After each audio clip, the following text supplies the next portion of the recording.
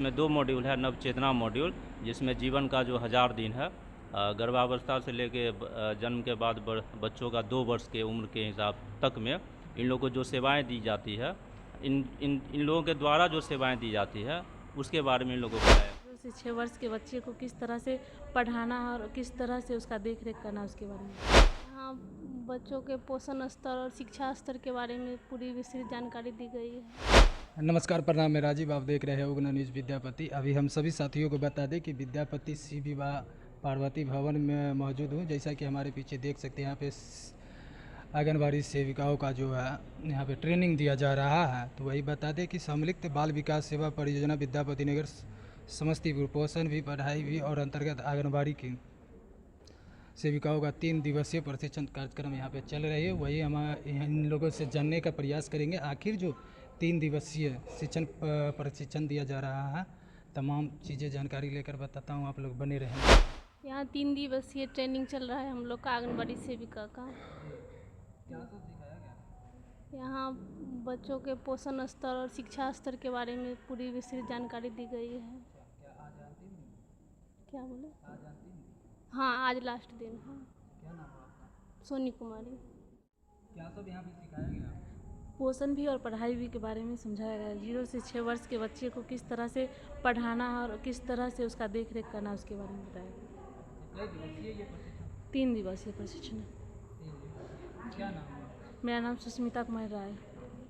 बच्चों के विकास के बारे में बताया गया है, किस उनमें किस तरह का विकास होता है वो सब बताया गया है। पहले तो बताया गया पहला दिन 0 से 3 वर्ष के उम्र में किस तरह का बच्चों में विकास होता है वो बताया गया, और दूसरे दिन बताया गया कि 3 वर्ष से 6 वर्ष के बीच कैसे विकास होता है वो सब के बारे में बताया गया है।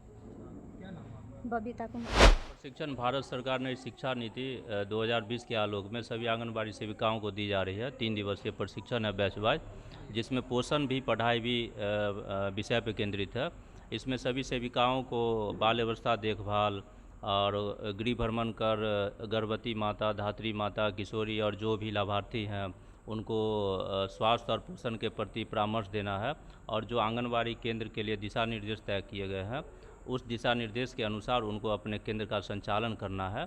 और वहाँ पे जो समुदाय है, वहाँ पे जो पंचायत जनप्रतिनिधि के लोग हैं और जो पंचायत में सक्रिय लोग हैं और जो भी लाभार्थी जितने भी प्रकार के हैं जिनको वो लोग सेवा देती हैं, उन सबों का सक्रिय सहभागिता कराते हुए अपने अपने क्षेत्र में स्वास्थ्य और पोषण सेवा को सुदृढ़ करना है।